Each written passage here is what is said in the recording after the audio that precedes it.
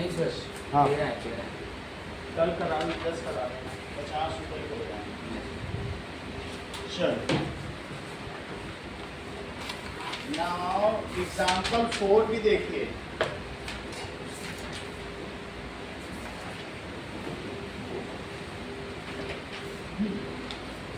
Parameter of square of side x is 4x।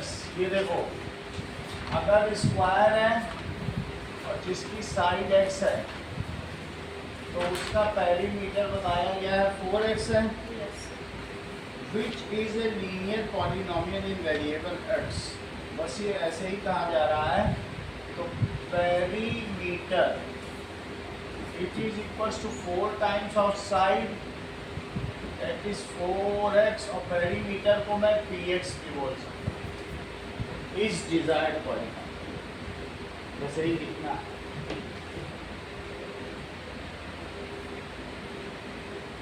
Polynomial, तो ये desired polynomial की example number 5 कहा गया है। Class club charges a joining fee ₹200 + 50 every match play.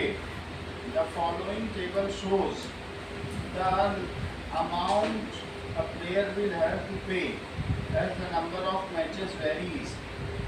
Late a player plays X matches, क्योंकि refreshment भी दिया जाएगा, कुछ ना कुछ और भी खर्चे होते हैं, रेफरी का भी खर्चा होता है, लाइट फैन इलेक्ट्रिसिटी का भी होता है, तो उसका वो सब लेंगे ना। तो इसलिए amount paid is equals to fixed amount plus number of matches और इनटू फी पर मैच। बस करती इसमें फिल करो सारी चीज़ें। अमाउंट पेड को तो फी है तो हम इसे एफ लिखते हैं, फी को एफ लिखते हैं। मेरा करो,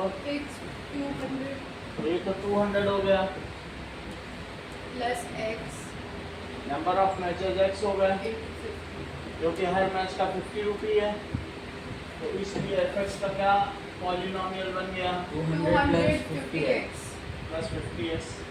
अब इसी बेसिस पर उसने एक मैच खेला तो 250 देना पड़ा, 2 मैचेस का 300। इट इज ऑब्वियस 3 मैचेस का 350, और m मैचेस का क्या होगा 200 + 50m। मैचेस को उन्होंने m ले लिया, अपेक्स ले लिया, उससे कुछ फर्क नहीं पड़ता। अगला सवाल देखें, एग्जाम्पल नंबर 6। एग्जाम्पल 6 में the sum of 2 number is 64 if one of number is 10 more than the other. तो अगर सम ऑफ नंबर 64 है, मान लो हेमंत आपके और आरुष के पास 64 रुपीज़ है, x + 10 और आपके पास 6 रुपीज़ है, तो आरुष के पास कितना है 64 मिला के। तुम्हारे पास x है, तुम्हारे पास 10 रुपए है, तो आरुष के पास कितना है 64 - 10 64 - 10। और अगर x है, हाँ, तो इसलिए if one number is x, one number is x, तो अदर नंबर क्या हो जाएगा 64 - 6 सही है 64 - x। अब वो और क्या कह रहा है क्वेश्चन में, if one of the number is 10 मोर।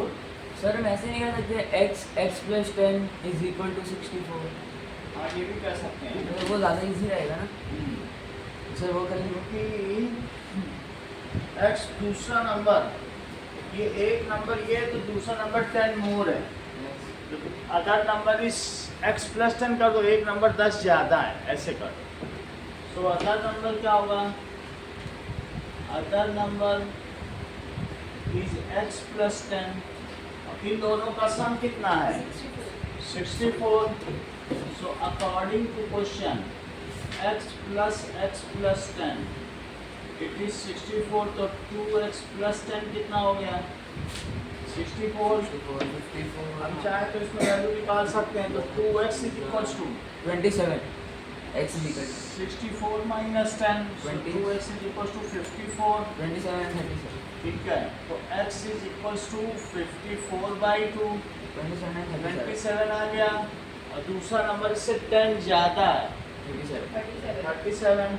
सो इस फर्स्ट नंबर, ये तो फर्स्ट नंबर हुआ, और x plus 10 it is equal to 27 plus 10 it is 37 is other number. चलो अब देखिए, हम लोग एक चीज समझते हैं, फंक्शन क्या होता है। नीचे किया है,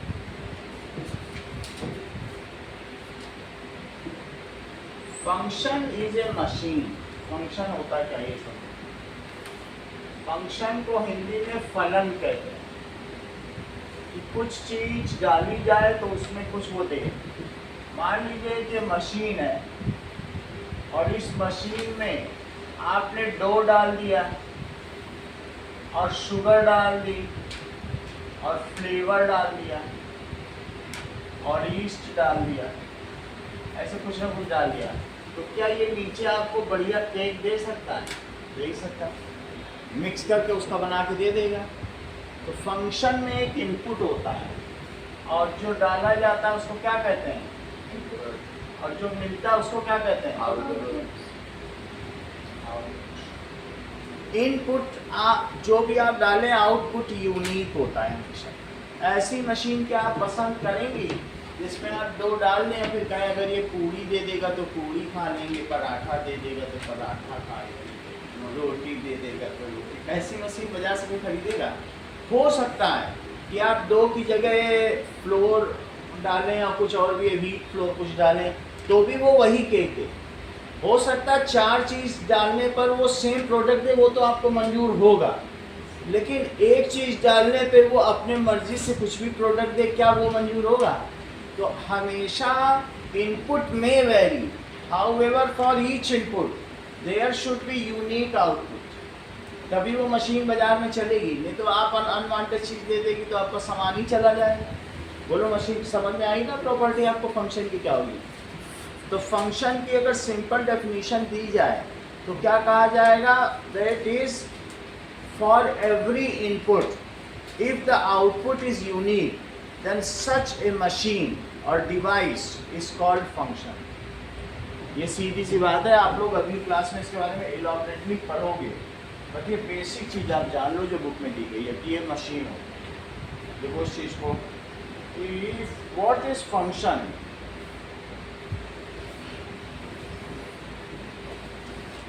जैसे कि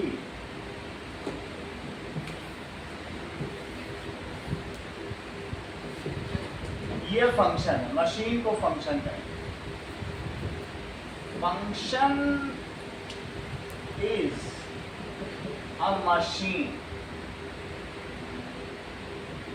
which for each input gives a unique output। फिर से देखो, मेरे पास एक कैलकुलेटर है, ये कैलकुलेटर है। कैलकुलेटर में अगर मैं 1 + 2 डालूं तो क्या तुम्हें लगता है कि आउटपुट आपको फिक्स मिलेगा कि हर बार अलग अलग देगा? 3 दे देगा। अब अगर आप इसमें 5 - 2 डालो तो भी क्या 3 दे देगा? क्योंकि इसके लिए ये नहीं होगा कि एक बार 3 दे दे, एक बार 4 दे दे, तब तो डाउटफुल हो जाएगा। हाँ, आपके इसकी एक और भी प्रॉपर्टी है, तो पहली प्रॉपर्टी हो गई, for different inputs there may be same output भी हो सकता है। पहली प्रॉपर्टी तो तुमको समझ में आ गई ना कि यूनिक होना चाहिए हर एक के साथ। और लेकिन दूसरी चीज़ क्या हो सकती है कि फॉर, इसकी एक और property, for different input there may be same output। for different inputs there may be on output. ये भी फंक्शन की प्रॉपर्टी। अच्छा, एक और इसकी प्रॉपर्टी है कि मान लीजिए आपके घर में वॉशिंग मशीन है और आपने उसमें कपड़ा डाल दिया, तो क्या ऐसा हो सकता है कि अब वो कुछ नहीं दे, बोलेगा यार कपड़ा जाओ? For every input there must be an output. Function में जो चीज़ डाली जाती है उसको डोमेन कहते हैं और जो मिलती है उसको रेंज कहते हैं। जो इनपुट है, इनपुट को क्या कहते हैं? इनपुट इज कॉल्ड डोमेन, और जो आउटपुट मिलता है उसको क्या कहेंगे? रेंज कहेंगे। समझ में आई बात कि नहीं? द इनपुट ऑफ फंक्शन लिखो, फॉर 4 प्रॉपर्टी फंक्शन की बता रहा हूं। For every input there is an output. जो जो वो मशीन ले सकती है वो उसका डोमेन है। अगर मैं तुम्हारे घर में ओवन आया है तो ओवन में तुम डो रख सकते हो, सब कुछ रख सकते हो। क्या ओवन में कपड़ा डाल दोगे, रखोगे क्या? जो चीज़ तुम उसमें रख सकते हो और जिसके लिए वो तुम्हें आउटपुट देगा, जो रख सकते हो वो उसका डोमेन है, और जो वो दे सकता है वो उसका क्या है? रेंज। वो रेंज है। अगर ओवन है तो ओवन धुला कपड़ा नहीं दे सकता है, तो उसकी रेंज में धुला कपड़ा नहीं आएगा। वो बात समझ आया कि नहीं? Every machine has its own constraints, उसकी अपनी सीमाएं होती हैं। वो जो दे सकता है वही तो देगा।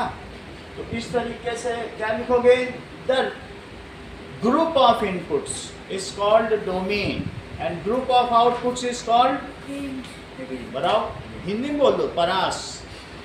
ऐसा वो नहीं है कि आपको इंग्लिश में बोलते हो। हर एक फलन का परास होता है, ठीक है? फॉर रेंज ऑफ, ये लिखो, group of input is called domain, जो डाला जा सकता है, and group of output is called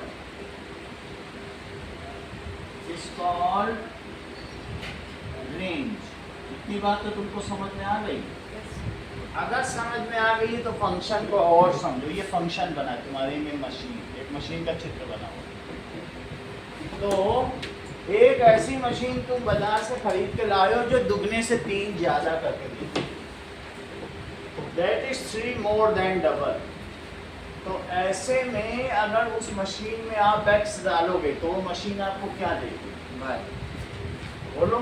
by correct, 2x + 3, जैसा कि योहान ने बताया। अच्छा, दैट इज, ये मशीन का फार्मूला क्या है?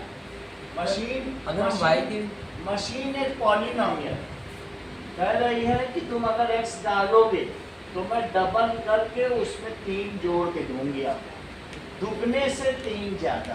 तो y की इक्वल है ना? यही y है। फंक्शन है तो fx लिखा जाता है। इसका इन जनरल फार्मूला क्या, इसी को y भी कह सकते हैं। ये y भी बोला जाता है। तो बोलो, अगर x डालोगे तो ये क्या देगी? 2x + 3, और अगर तुमने इसमें 3 डाल दिया तब क्या देगी? 2 × 3 + 3 11 देगी। यानी दुगना करेगी, सर 6 + 9 देगी, 9। डबल कर देगी और 9 देगी। समझ में आया कि नहीं? और हमेशा ही 9 ही देगी, अलग अलग नंबर के लिए अलग अलग देगी। सही है? तो ये मशीन का कॉन्सेप्ट है। चलो, सो it is input output process. Linear expression क्या है? नीचे लिखा है linear expression is input output process। जैसा आप डालेंगे वैसा ये देगी। अगर आपको इसमें रखने में दिक्कत है तो यहाँ भी रख सकते हो। इसमें डालो, आपने 3 पुट किया, 3 इसका इनपुट है, तो 2 × 3 + 3, तो 6 + 3, जैसा कि संस्कृत में बताया 9 आ जाएगा। ओके, अब हम आगे बढ़ते हैं। Exploring linear pattern.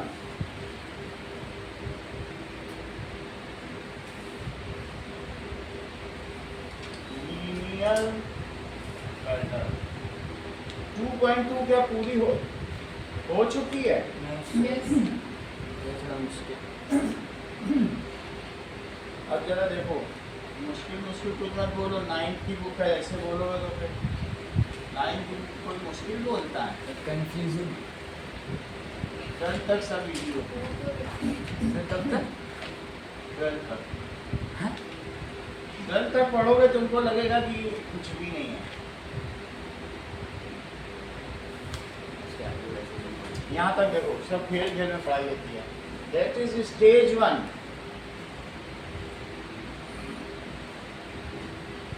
Stage 2, stage 3, stage 3 तो, और स्टेज 4 भी ले लो। अब इसको देखने का सबका अपना अपना नजरिया है। That is the perspective. We can observe this pattern under different perspective. ये स्टेज 4 है, तो मैं ये कह सकता हूँ कि जो नंबर ऑफ स्क्वायर्स हैं, यहाँ देखो, तो 4 into 2 minus 1 भी कर सकते हैं। तो नंबर ऑफ स्क्वायर्स कितने होते जा रहे हैं? नंबर ऑफ स्क्वायर्स, ये अगर हम देखेंगे तो 4 ले लो, 4 अलग अलग, Yes. और इंटू 2 और -1। यहाँ क्या करोगे? 3 स्टेज है तो 3 into 2 -1 का उतने ही मिले, और 2 स्टेज है, 2 into 2 minus 1. और अगर ये है 1 1. दैट इज 1 into 2 और -1, और मान लीजिए यहाँ पर nth स्टेज हो गई, n into 2 minus 1 स्टेज है, और उसमें भी ऐसे स्क्वायर हो गए,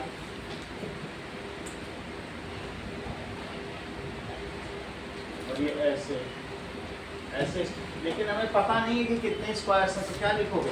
n n into 2 minus 1, तो ये फार्मूला बन गया। तो नंबर ऑफ स्क्वायर्स के लिए क्या फार्मूला बना, ये अगले पेज पे आपको मिल जाएगा। दैट इज, Sir, इसका solutions नहीं दिए. तो 2n कोई minus बात 1 नहीं दिया तो कोई बात नहीं। सो इसमें दिया है कि अगले 3 स्टेज का बताओ, तो अगले 3 स्टेज के लिए हमको फार्मूला तो पता चल ही गया है, Yes. लिखा है क्वेश्चन में कि अगले 3 स्टेज का बताओ। तो 5 into 2 minus 1 6 into 2 minus 1 7 हाँ। into 2 minus now observing the pattern, so for nth stage,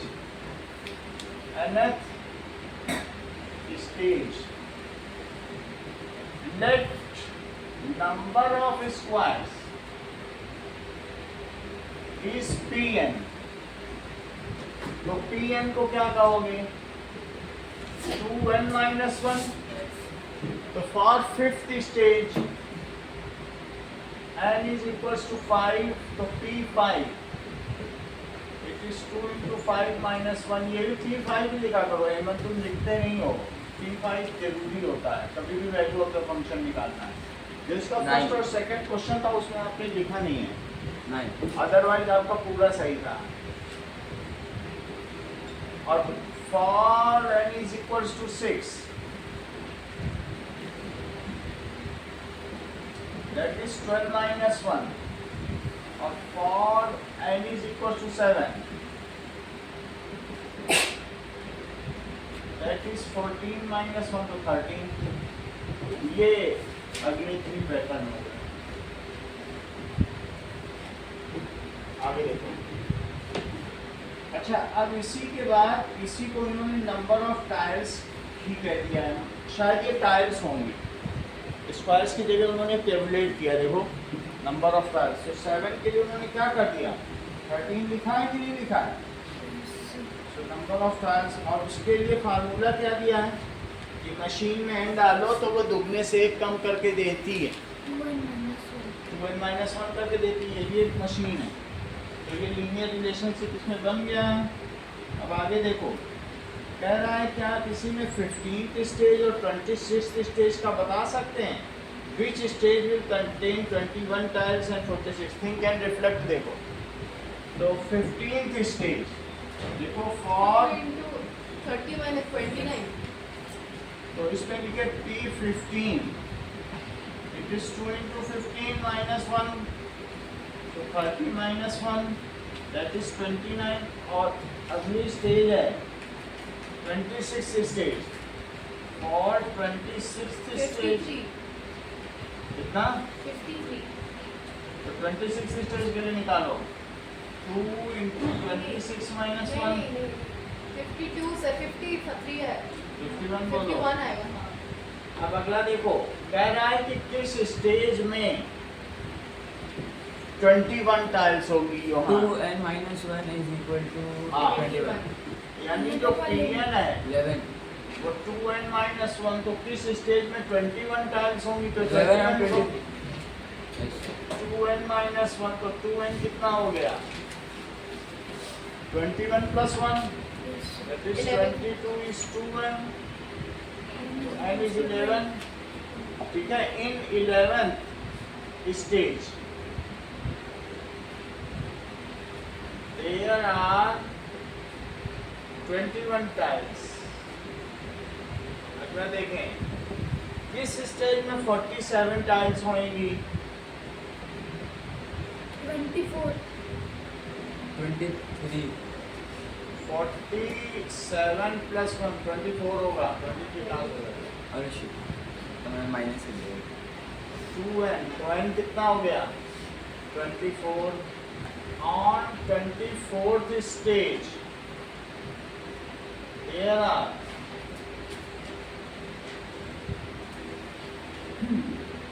47 tiles अब आगे देखो एग्जाम्पल नंबर 7 देखिए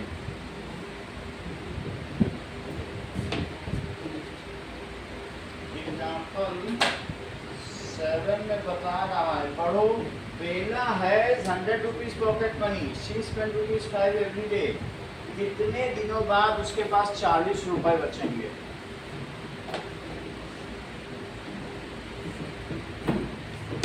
₹5 अगर वो रोज खर्च करती है तो बता सकते हो कि एक्स डेज में वो कितने रुपए खर्च कर रही है 5x. 5 times. तो रिमेनिंग मनी का क्या फार्मूला हो 100 minus 5x. 100 minus 5x. है ना 100 माइनस 5x लिखोगे कि नहीं 100 थे ऐसे form. भाई 100 उसका इनिशियल मनी है 100 रुपये उसको महीने के शुरू में मिले ₹5 रोज खर्च कर रही है तो और अगर x दिन तक वो खर्च करती रही 5 डेज तक खर्च करती रही तो ₹25 खर्च हो गए उसके तो देखो इस चीज को let she spends for x days तो क्या होगा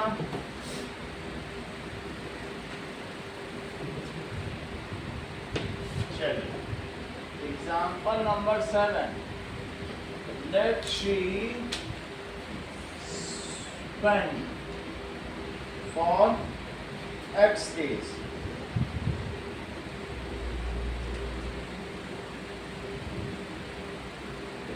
तो मनी स्पेंड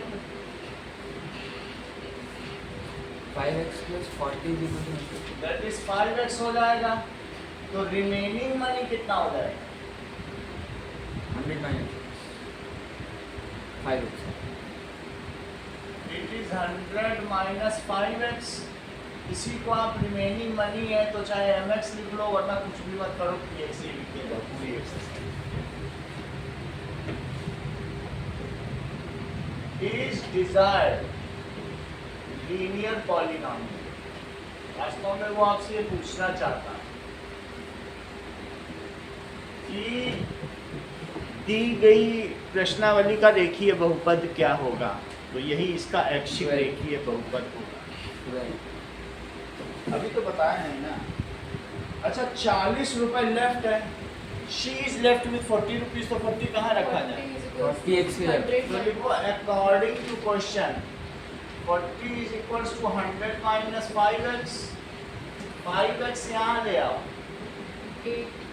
और 40 वहाँ ले जाओ तो दैट इज 60 तो क्या आप मुझे बताएंगे कि 60 by 5 क्या होगा 12.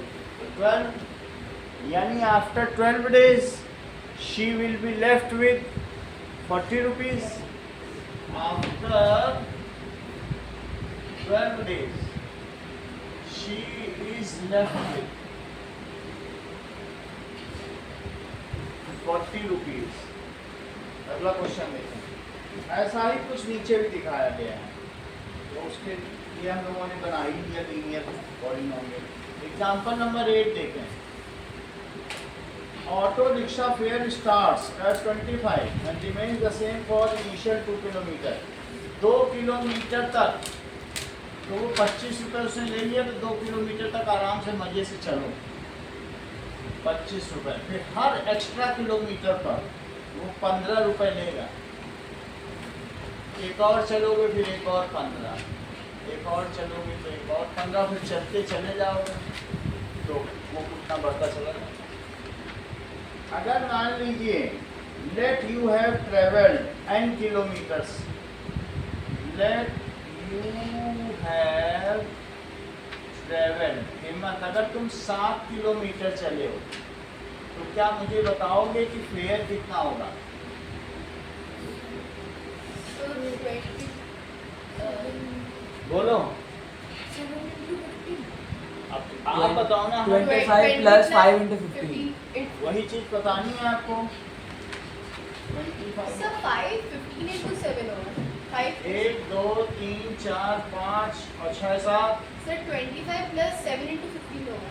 अब वो आप जानो, क्योंकि 2 किलोमीटर का 25 कितने? इसमें ले लिया है, हाँ, 7 7 किलोमीटर चला है, तो 2 किलोमीटर का 25 अब बचे कितने? 5.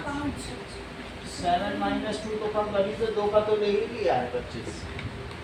अब इंटू 15, बोलो बात समझ में आ गई? इफ यू है 2 तो हमेशा कम करना ही पड़ेगा, क्योंकि 2 का 25 ले लिया है। और if you have travelled 10 kilometre तक क्या होगा? So 25 plus n n minus 2 into 15. n minus 2. Travel 2 kilometre हमेशा कम कर देना।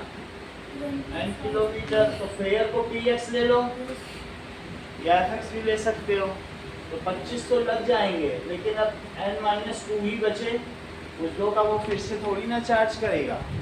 और उनके रेट्स क्या हैं? 15। तो ये आपकी एक डिजायर्ड इक्वेशन होगी। इसे थोड़ा सा और सॉल्व करते हैं। तो ये 25 है, ठीक है, और 15 से n में मल्टीप्लाई करो, So 10 n minus 10 n और plus 10 माइनस 30, n plus तो कितना आ जाएगा बोलो? 10. 15n Minus माइनस 5, सही है। तो ये px है। अगर ऐसा करता है तो ये ठीक है, वरना हो सकता है वो इसी पे ही राजी हो जाए। मैं चेक करता हूँ, जैसा बुक करेंगे वैसा करेंगे, ठीक है। नाउ ऐसा कोई इशू नहीं आते, बना लिया तो ठीक है। और अगर 2 किलोमीटर से ऊपर होना चाहिए, अब तुम सोचो 1.5 किलोमीटर चले तो तब उसके लिए वैलिड नहीं है, तब तो 25 देने ही पड़ेंगे, है ना। n should be greater than 2 और इक्वल टू 2, तब इस पे चल सकता है। यहाँ पे n की वैल्यू क्या है? Greater than equal to 2. है ना। ऐसा नहीं कि 0.5 किलोमीटर चले, ये उसकी टैक्सी में चढ़ के बोले ऐसी चलाओ और उतर गए, तो बेचारे का तो घाटा हो जाएगा। कोई 0 रुपये देंगे हम तो चले ही नहीं। अब इस पर कोई क्वेश्चन वो पूछेगा, जैसे कि ये जो है distance covered is a function, जो भी है for specific distance covered. Fair क्या है यहाँ पे? Fair is a function of distance covered है। फिर से समझो इस चीज का मतलब क्या है। इस चीज का मतलब है कि वॉशिंग मशीन ये is a function for the dirty clothes. इसी तरीके से इसका जो आउटपुट है, output is a function. Function की वास्तव में वो रेंज है जो मिलती है। वो क्या होती है? फेयर एक रेंज है जो मिल रहा है तुमको। जो तुम्हारी नीचे की लाइन है इस टेबल में वो रेंज है, और जो तुम ऊपर डाल रहे हो वो डोमेन है। चेक करो भाई, तुमने ऊपर कुछ डाला होगा, ये डोमेन है, और जो मिलता जाए फेयर वो रेंज है। अब ये किससे हो रहा है? उसकी मशीन से हो रहा है। उसकी मशीन में पैसा भी आता है, वो वही गए होगा तो देखा होगा कैसे वो मीटर डाउन करता है, उसमें दिखाई पड़ता है कि नहीं? तो डोमेन और रेंज है। अब हम लोग सेट 2.3 पर आ चुके हैं।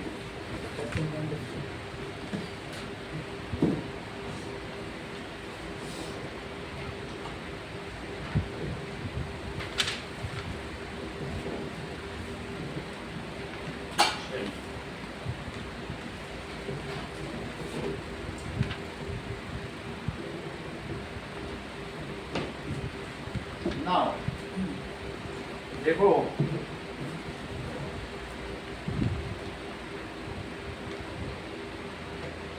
इस क्वेश्चन में लिखा है what is the fare for a travel 10 kilometre. Example 8 में ही देखो, fare for a travel 8 kilometre.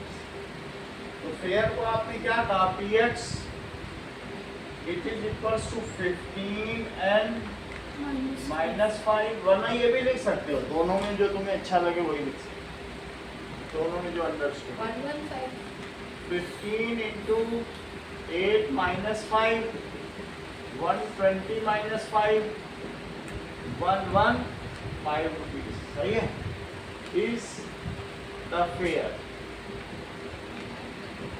For 8 kilometres. अगर आपको ये ठीक नहीं लगता है तो आप ऐसे लिखो, px इट इज 25 तो ले ही लिया है और n-2 पे 15 लेगा। सर हमें इन क्वेश्चन में फॉर्मूला बना के फिर उसमें वैल्यू पुट करनी होगी। हाँ, आपको पॉलिनोमियल बनाना है, अभी आगे ग्राफ बनने वाले हैं थोड़ी देर में, तो इसलिए ये जरूरी चीज़ है। तुम टेप लगा के ज़्यादा मत बैठा करो, इससे क्या होता है, इस सर्वाइकल स्पॉन्डिलाइटिस का खतरा होता है।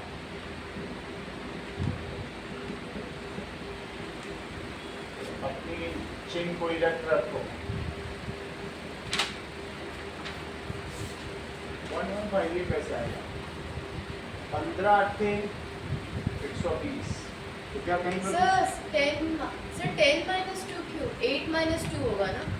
n 25 plus n minus 2। Sir 6 into 15 होएगा। हाँ, ये तो 6 into 145 15 ठीक ही किया है। सर वो सर ऊपर आपने ऊपर n थर्ड की वैल्यू में third 10 step। डाल दिया। नहीं सर वहाँ third और step। में ये और ना? नीचे नीचे नीचे नीचे सर नहीं नहीं नहीं नहीं नहीं ऐसे नहीं। सही कहा सर वो। सर क्या कर रहे हो? अच्छा, नहीं नहीं सर आंसर नहीं के आएगा ना। सर वो देखो सर 25 आता 10 और एक -2। ट्रेवल ऑफ 10 किलोमीटर, ये गलत लिखा।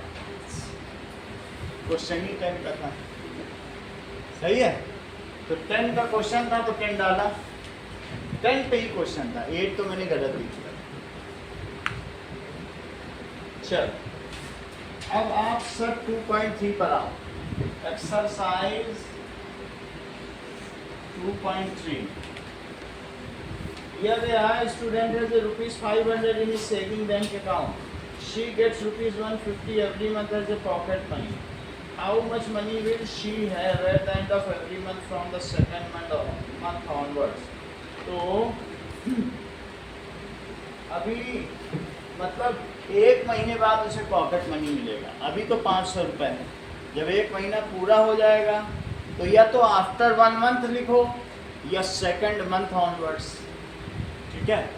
पहले महीने तो 500 ही जाएगा, पॉकेट मनी अंत में मिलेगी। 500 रुपये पापा ने भेज दिए, बोले अगले महीने की जब 1 तारीख आएगी 150 और दूंगा।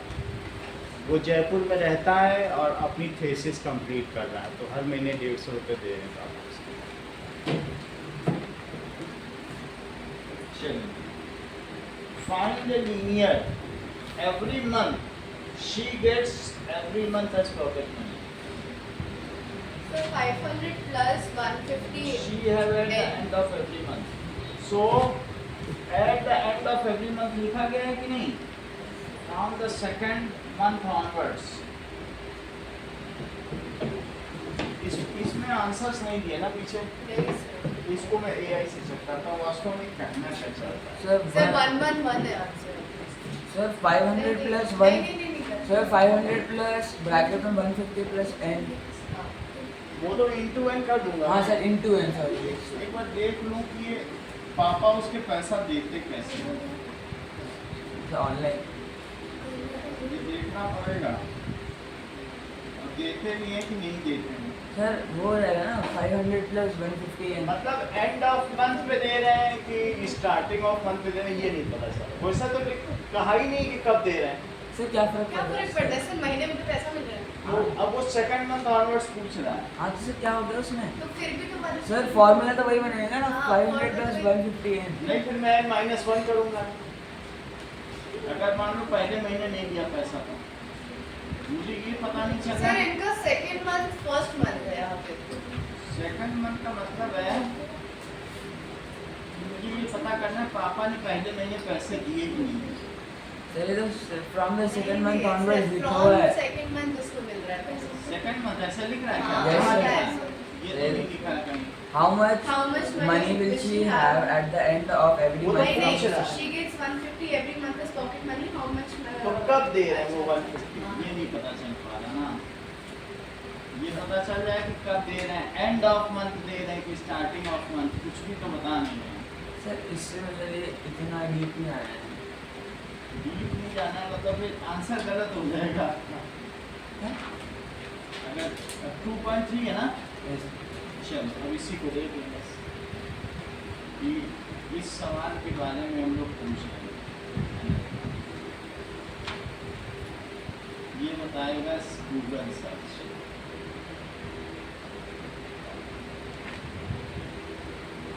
अरे कहीं को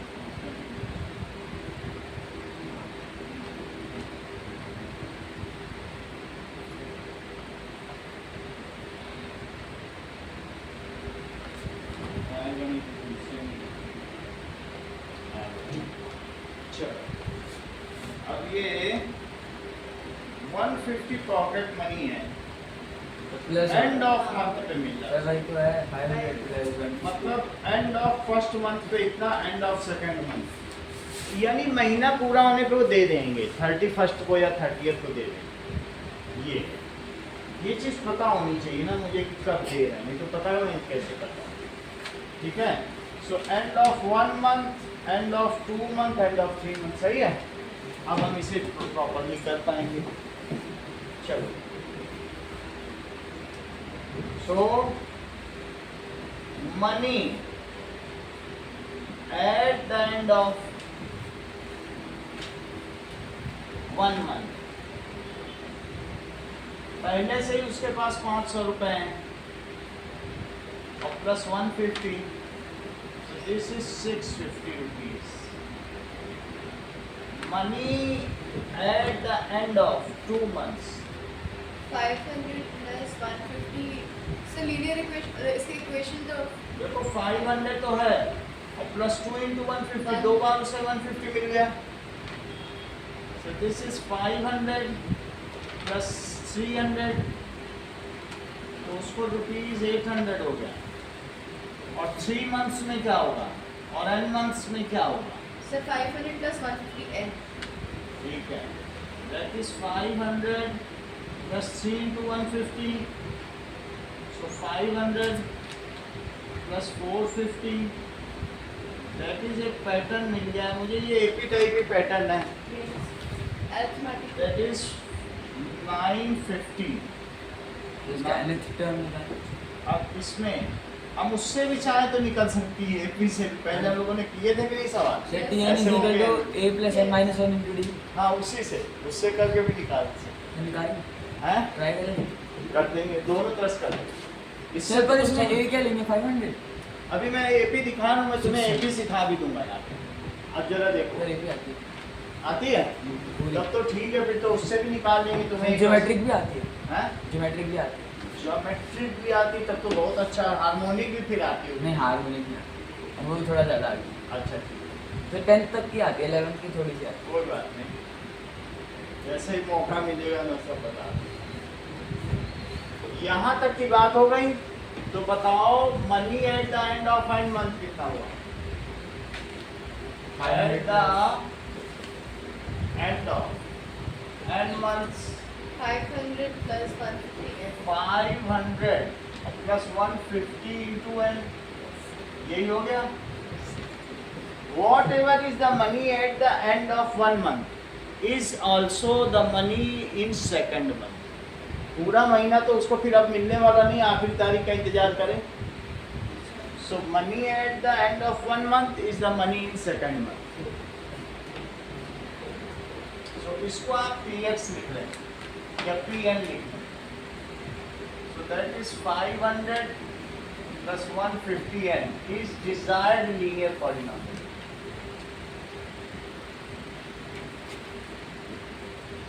इस पे मार्क्स हैं. और money at the end of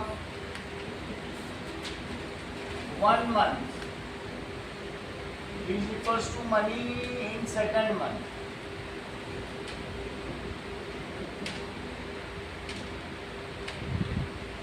क्योंकि क्या पता eight the end of 1 month में ठीक 12 बजे ही डालते हैं, तब क्या करोगे. So it is equals to rupees 650. ये चीज है. अब अगला सवाल देखो. From arithmetic progression. अच्छा 820. तो ये चीज देखो, दूसरा method by arithmetic progression.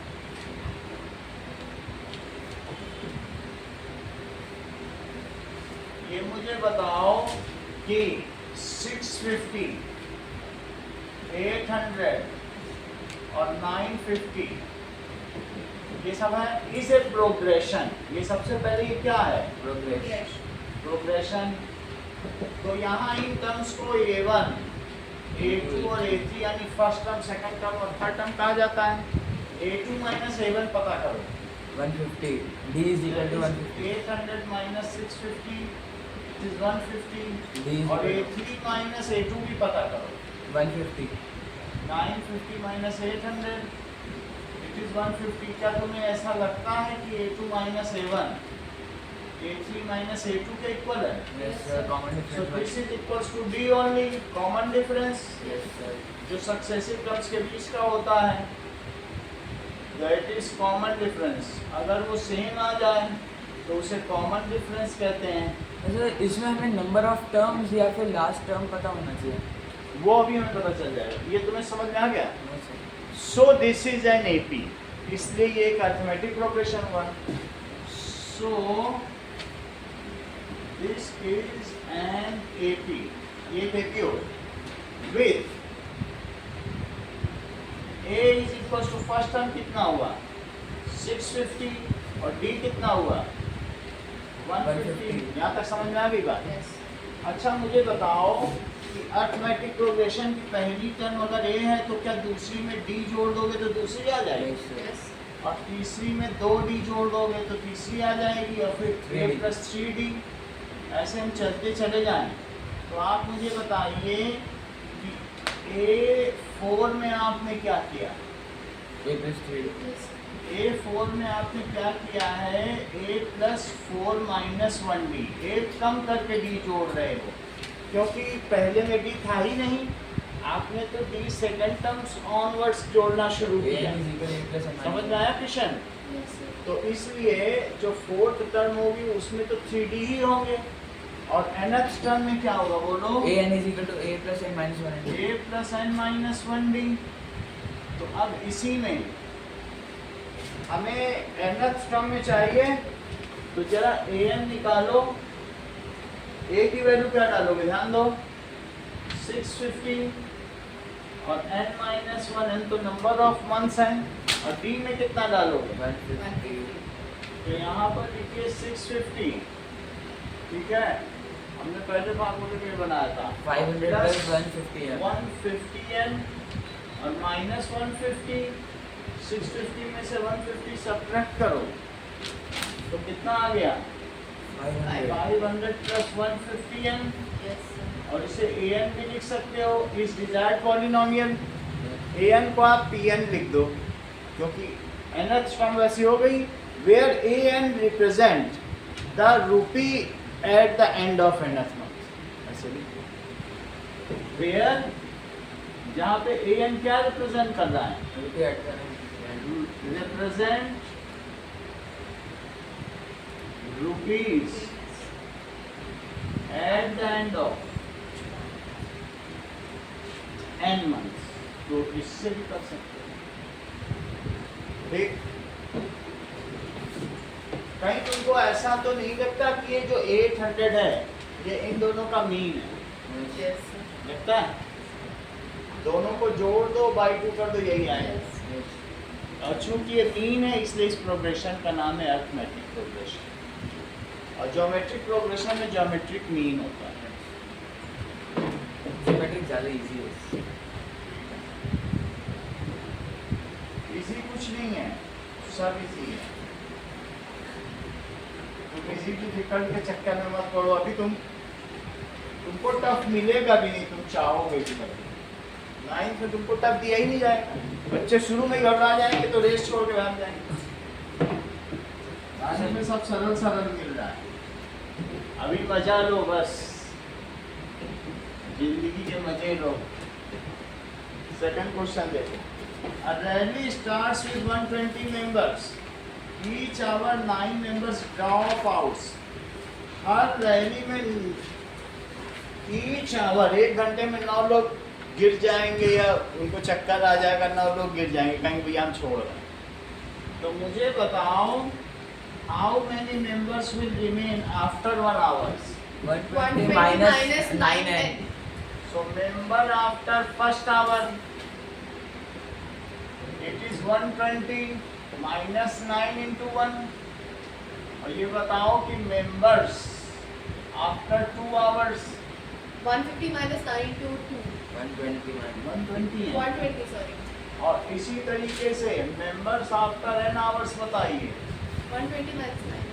120 minus 9 into n, ये चीज हो जाएगी।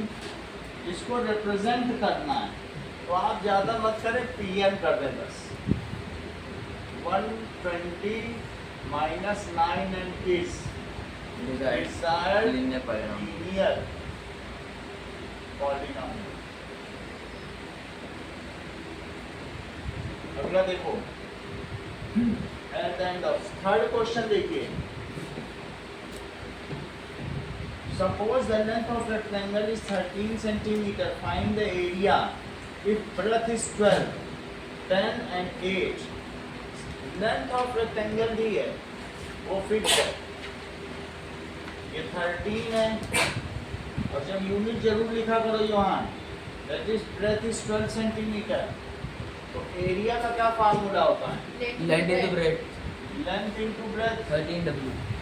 So that is first case में 13 into 12 तो कितना आ जाएगा? क्या 156 आ जाएगा? Yes. और ये 156 सेंटीमीटर स्क्वायर। और सेकंड केस में कितना आ जाएगा? 130. 130. क्योंकि area is length into breadth, वो लेंथ तो चेंज कर ही नहीं रहा है, ब्रेथ सिर्फ तुम बदल सकते हो।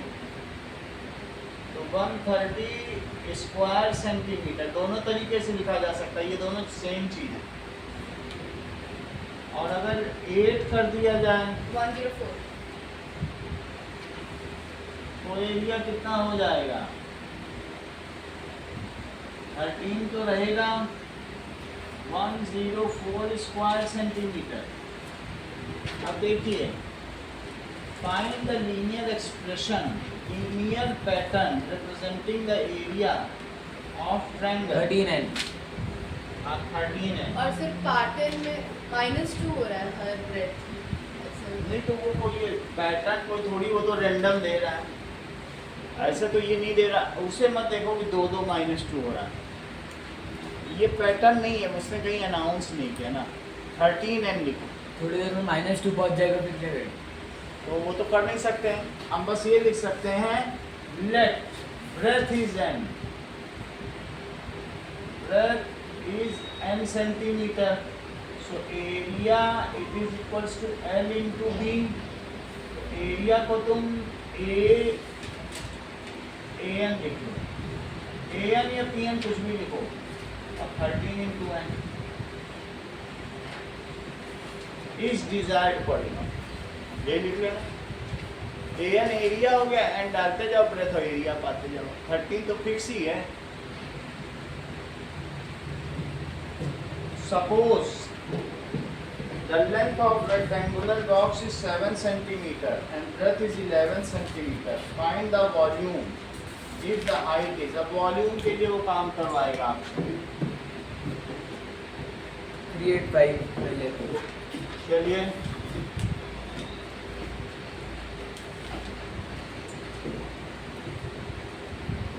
तो 77 n. एक मिनट देखें तो लेंथ और ब्रेथ फिक्स कर रखिए क्या? Yes sir. हाइट नहीं है. चेंज हो रही है. हाइट चेंज कर दे रहा है.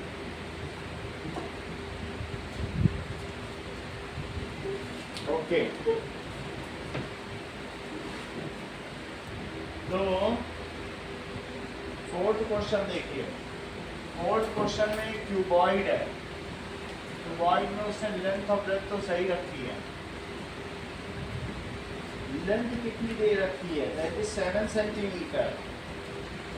ऐसा नहीं करना चाहिए, ब्रेथ बड़ी दे दी.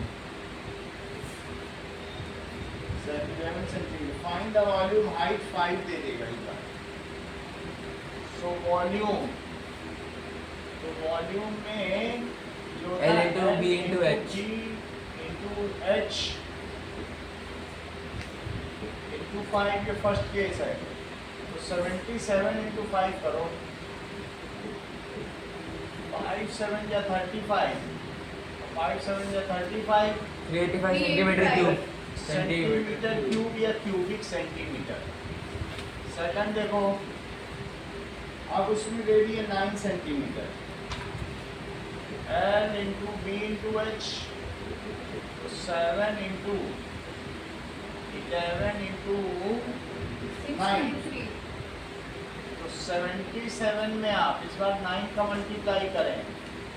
63 और 9 6 या 9 7 या 63. 693. इसको आप ऐसे भी लिख सकते हैं क्यूबिक सेंटीमीटर. दोनों ही सही हैं. 1001. और थर्ड देखो 13 centimetre. L into T into H. तो 7 इंटू 11 इंटू 13. 77 में आप 13 का मल्टीप्लाई करें कितना आया? 1.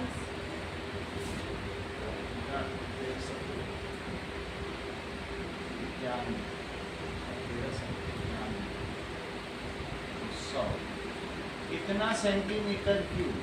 तो आपसे पूछा जा रहा है लीनियर पैटर्न. 77 है. इसको लिखो BH. H के टर्म्स में it is equal to 7 into 11 into H. यानी वॉल्यूम H से वेरी करेगा. तो that is VH is equal to 77H. ऐसे वहां पर भी कह सकते हो AB इज 13B. B से वेरी है ना. AB भी तो लिख सकते हो. अच्छा, इज डिजायर्ड लीनियर पॉलिनोमियल.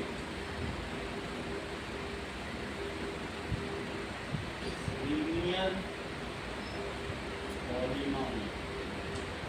अगला देखिए. Fifth, Savita is reading a book of 500 page. जो 20 पेज हर दिन पढ़ जाती है. तो कितने पेजेस लेफ्ट हैं? Pages left after first day.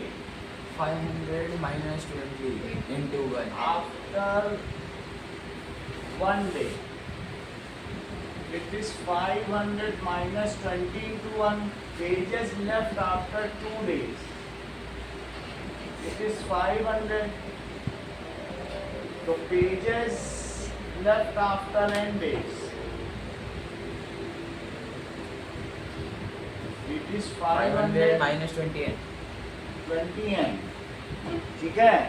n की वैल्यू किससे ज्यादा नहीं होनी चाहिए. Correct. n should not be greater than 25. क्योंकि 25 दिन हो जाएगा पूरी किताब पढ़ लेगी. इन्होंने तुरंत ही समझ में बता दिया. क्या माइनस में पेज पढ़ेगी? क्योंकि 25 एक दिन में 20 पढ़ रही है तो 25 दिन तो किताब में पढ़. निकालना है सर. 15 दिन में कितने वो?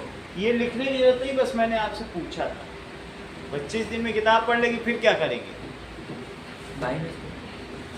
माइनस में वही पड़ेगा। तो वापस पढ़ो। अब पेजेस लेफ्ट आफ्टर 15 डेज, इसे आप Pn मान लो। तो 500 minus 20n, so if n is equals to 15 days, तो Pn कितना हो गया? 500 minus 20 into 15, तो 500 minus 300, तो 200 पेजेस है। तो यहाँ लिख देना it is desired linear polynomial, ये लिखना होगा। 200 pages left to read after 15 days. अगला सवाल करें। पता नहीं चला। Linear growth and linear decay. जब कठिन लगने लगे तो बताना ही वहाँ। क्या लगने लगे? अभी तक कठिन हार्ड लग रही है? सर मैं जब खुद कर रहा था तब लगी। नहीं लगी कभी नहीं लगी। सर मैंने वो जो आपने फॉर्मूला डिराइव कराया था पैटर्न वाला, वो नहीं किया था। अच्छा अच्छा। मैं सोच अच्छा, linear growth and linear decay देखो। ऐसा भी हो सकता है कि चीजें बढ़ती जाएं। क्या सरिता के केस में तुमको लीनियर ग्रोथ दिख रही है कि लीनियर डिके दिख रहा है? डिके दिख रहा है। और जिसकी गुल्लक में पॉकेट मनी 150 रुपए आ रहा था, उसके में क्या दिख रहा है? ग्रोथ। कभी कभी ग्रोथ होती है, कभी कभी डिके होता है। ऐसा हो सकता है, तो इसी चीज को यहाँ दिखाया गया है। That is linear growth and linear decay. देखिए एग्जाम्पल नंबर 9, ये केस लीनियर डिके का, ये तुम्हें समझ में आ गया? अगर वेरिएबल निगेटिव में हो और वेरिएबल पॉजिटिव में हो तो ग्रोथ का। अगर n के बढ़ने के साथ यहाँ पर मेरा कहने का मतलब है ये px है, इट इज 5 minus 2x हो, और एक px है दैट इज 2x minus 5। तो तुम मुझे बताओ इफ x इंक्रीजेस तो px क्या होगा? डिक्रीज होगा कि इंक्रीज होगा? डिक्रीज। अगर मान लीजिए तुम सिर्फ वैल्यू बताओ मुझे, ज्यादा मुझे लेना देना नहीं है। px को मैं y भी बोल रहा हूँ, इसे क्या बोल रहा हूँ? तो मुझे बताइए कि 0 रखेंगे तब क्या वैल्यू है, 1 रखेंगे 2 रखेंगे तो क्या वैल्यू है? तो 0 रखेंगे तो 0 रखो x को, 0, तो 1 हाँ, रखेंगे ठीक तो है। 3। रेमन तुम ही बता दो कितनी आएगी वैल्यू ऑफ पॉलिनोमियल? सॉरी, अच्छा 1 रखोगे तो क्या 3 आएगी? 3 तो दैट इज इक्वल्स टू 3 3, और 2 रखोगे 1 2 into 2, तो 1 और 3 रखोगे -1 3 रखने पर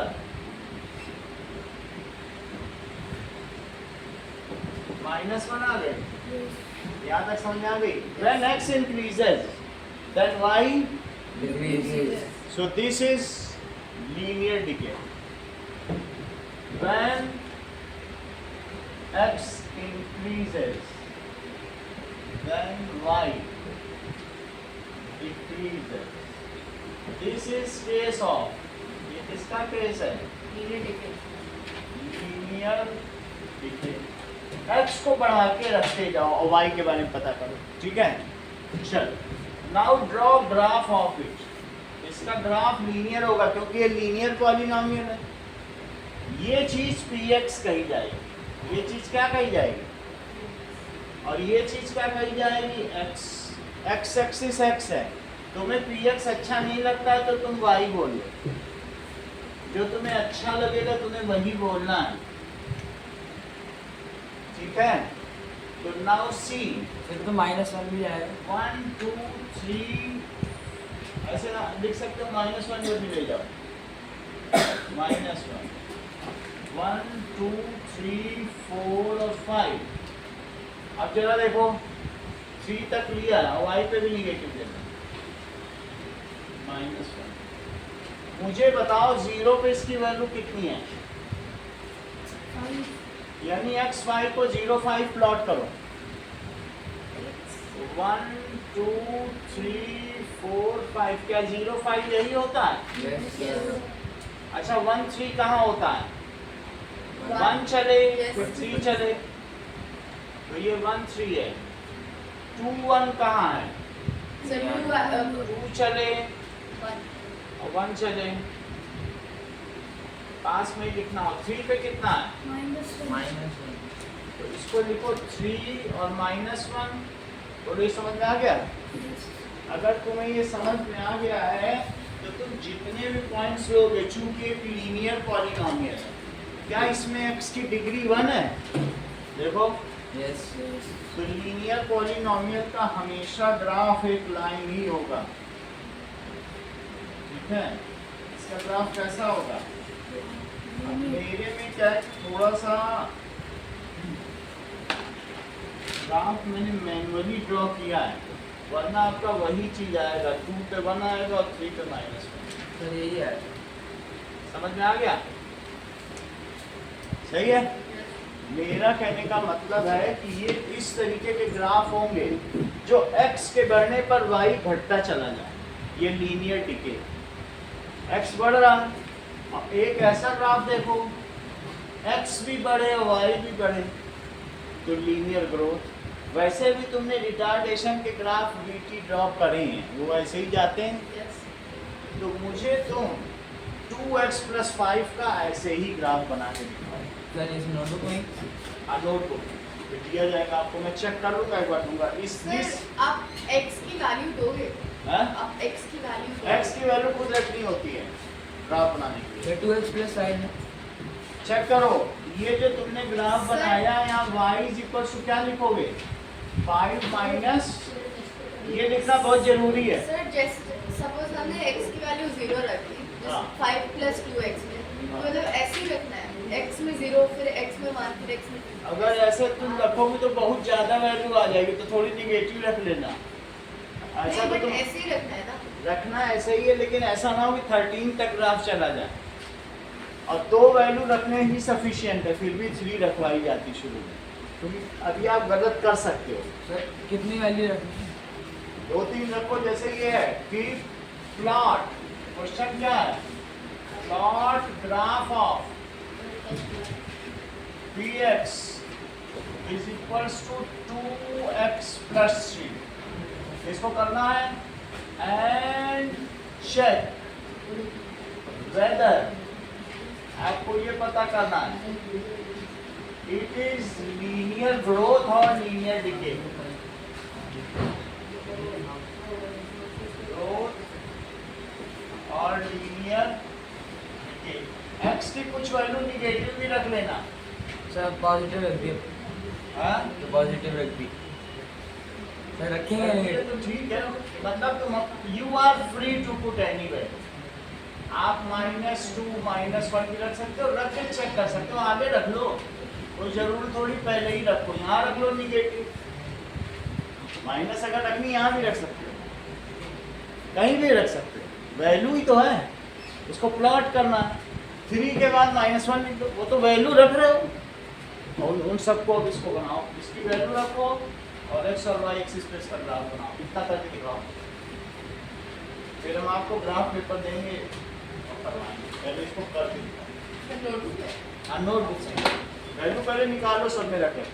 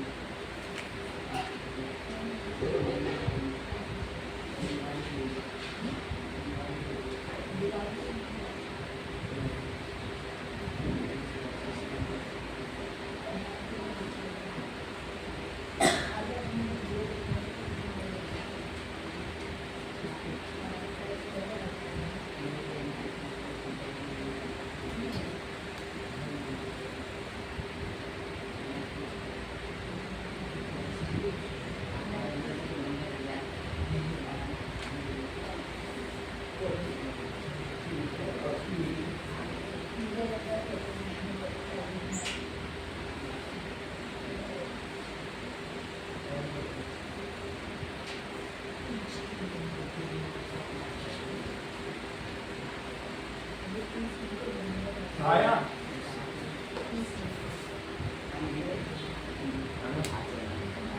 बिल्कुल लीनियर होना चाहिए और उसको इक्वेशन लिख देना, मतलब माइनस वन डाला तो 3 0 5 1 2 7 लिखो सही। अब इस पे कोऑर्डिनेट्स लिखो। और किसी का बना?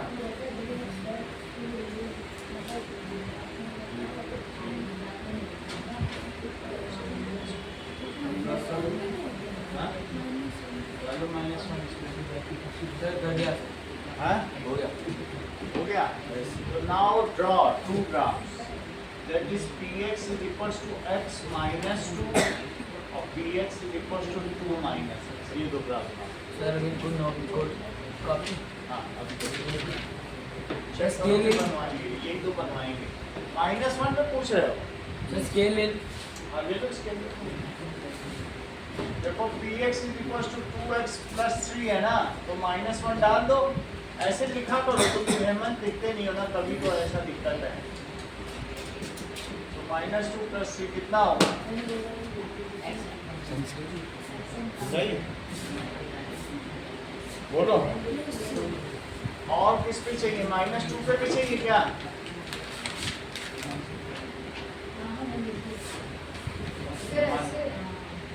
माइनस 1 और 0 पे 5, 0 पे 3, 0 पे 5 लिखा है मन तुमने क्या?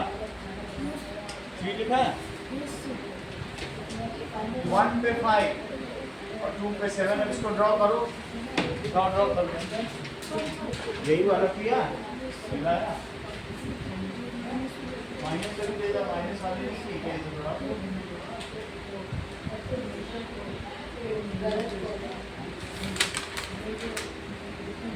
इसको मिलाओ, स्केच मिल रहा है, ठीक है। अब जरा देखो सर लीनियर ग्रोथ का लीनियर ग्रोथ है ये कैसे आया? ये माइनस 2 पे कितना आया? सर माइनस 2 पे माइनस 1 आया, माइनस 1 आ गया। माइनस 1 पे प्लस 1 आया, माइनस 1 पे प्लस 1 आ गया। सर 0 पे 3 आया, 0 पर 3 आ गया 1 पर 5 आया, और 1 पर 4 5, 1 पे 5 आ गया। इतना ही काफी है। और 2 पे भी करना क्या? वो तो मैंने लिखा तो नहीं है बट कोई बात नहीं, छोड़ो। सर ग्रोथ है ना ये लीनियर ग्रोथ है क्योंकि x के साथ y बढ़ रहा है ना।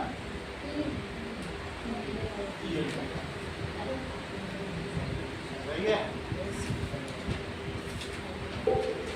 यहाँ सर तो इसमें कोऑर्डिनेट्स डालो। सर इसमें y is equals to 0 पे 3, माइनस 1 पे 1 और माइनस 1 ऐसे डाल के इक्वेशन नोट की आप लोगों ने, इक्वेशन लिखी इस पे। Sir y is equals to 2 plus 3 like 2x plus 3 x plus 3 this is a case of linear growth। यहाँ लिखो सर हम y कहीं भी लिख सकते हैं लाइन px को y ही कहते हैं। नहीं नहीं मतलब ये जो y लिखा और है इसको ना लिखोगे y y डैश। सर ये जो y आपने लिखा है ना लाइन पे ये y हम कहीं हाँ भी कहीं लिख भी लिख सकते हैं। और ये x x डैश लिखना, कैपिटल में लिखना है ये।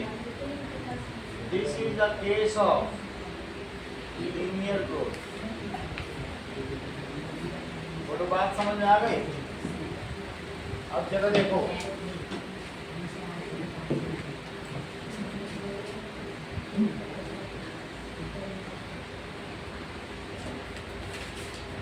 तो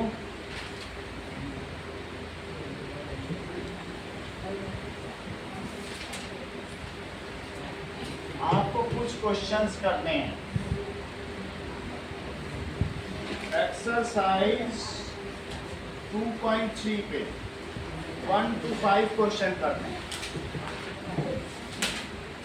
एक्सरसाइज 2.3 1 to 5 सर ग्राफ बन गया सर वो वाला।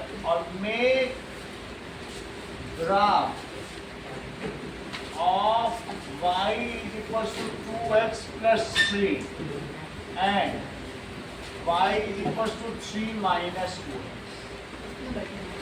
सर कितने वैल्यूज का बना दूंगा? 4 वैल्यू का कर दो। Find which is linear growth. Sir 4 values का। आप कर दो 4 वैल्यू दे देना। Which is linear growth and which is linear decay. Linear decay इसको ग्राफ पेपर मिलेगा। बंद कर दो वीडियो। वीडियो बंद।